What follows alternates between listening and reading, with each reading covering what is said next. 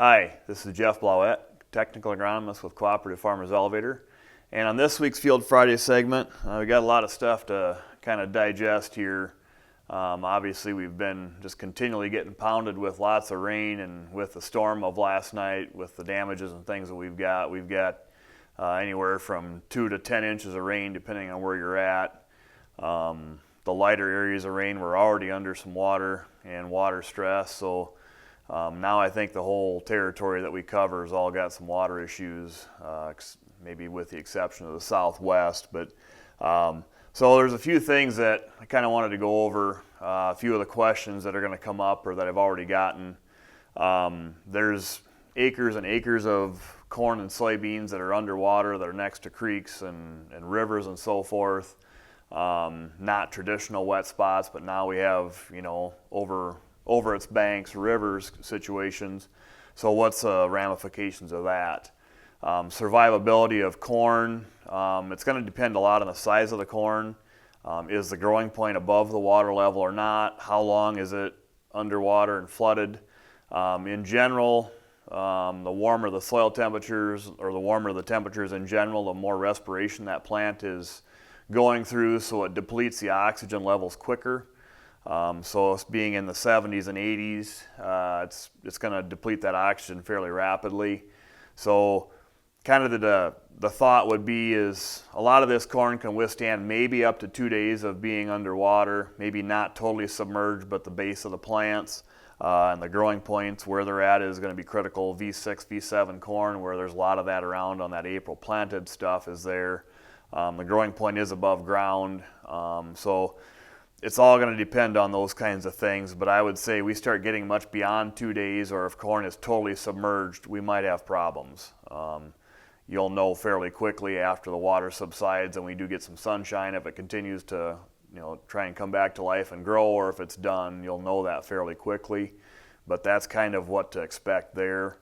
If you have bigger corn and there's water, 3-4 inches up the base of the stem, but most of the plant's still, above water, we might be 4 to 6 days it can stand to have that happen. So that's from a survivability standpoint. We likely are going to have some nitrogen issues in some of those saturated soils if the water stays for much more than a few hours. We're probably going to have some nitrogen situations that are going to be taken away from us. We're going to be short. Is it enough of an area we want to try and add some? That's a decision you're going to have to make, but that is another factor that's going to be in play there. Soybeans probably are a little bit more tolerant, can probably survive a little bit more as far as actually surviving. But you start getting soybeans much more than 2 or 3 days with the base of their plants submerged in saturated soils. We can start to run into some more root diseases and some more other things like that are going to hinder those plants. If the plants are, maybe V4, where there's a lot of beans that are kind of in that V3, V4, V5, maybe on some of the early planted stuff. If it's there, it can stand it a little bit more. May not have a lot of damage if it's a day or two, if the water kind of comes up and goes down and, and so forth. There may be a little bit of concern with all the water and flooding. Are we bringing in some corn herbicides from other fields upstream that end up in the soil? That could be a factor too. Just have to watch and see.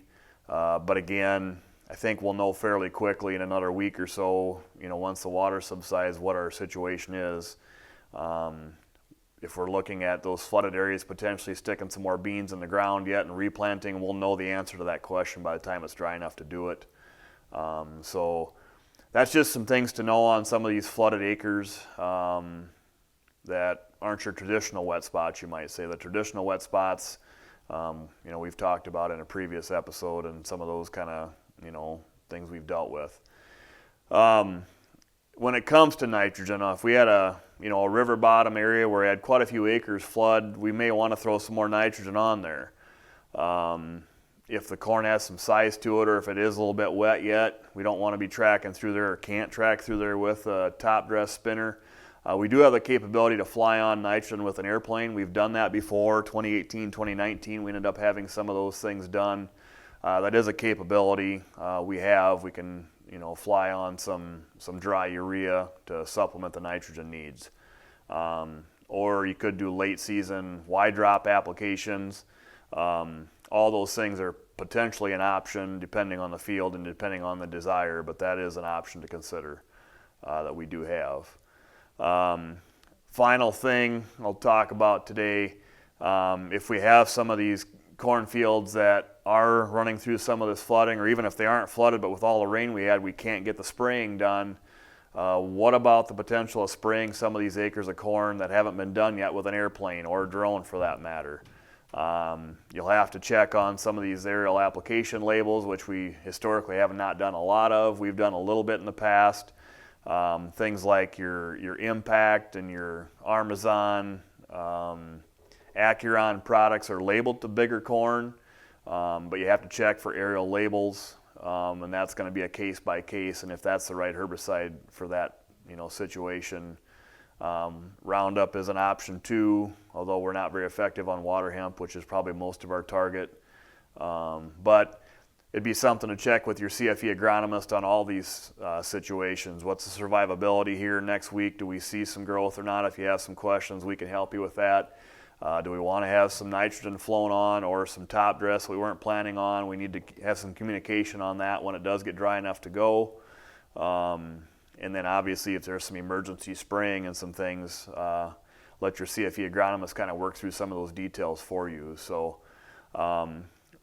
we're kind of at that point where it's probably just too late to even consider replanting corn by the time we're dry enough. Beans we still probably could by a calendar date. So it is a possibility if need be. So I guess with that, that's this week's Field Friday segment, and we'll see you next week.